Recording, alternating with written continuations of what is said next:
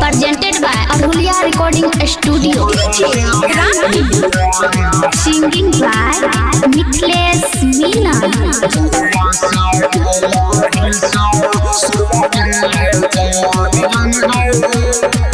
जहिया से छोड़ के गलही ससुरहबा पियबा के पाके भूला गलही के जान।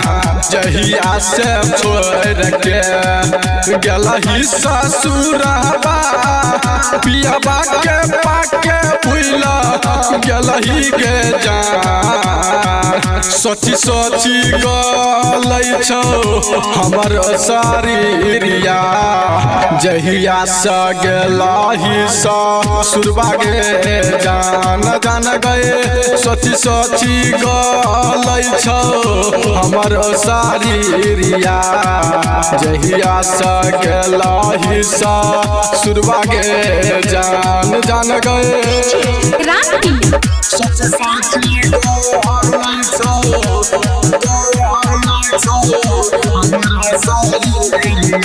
Presented by Abhulia Recording Studio.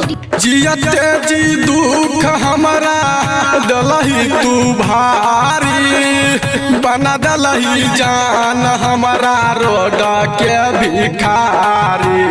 जान सुने छी हाँ हाँ जियते जी दुख हमारा दलही तू भारी बना दलही जान हमारा रोड के भिखारी।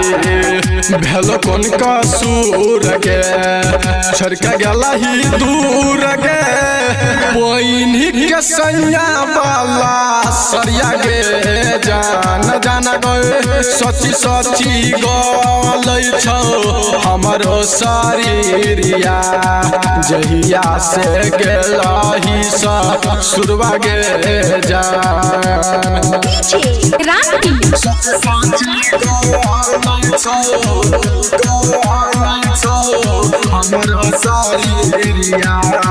Presented by Abhulia Recording Studio.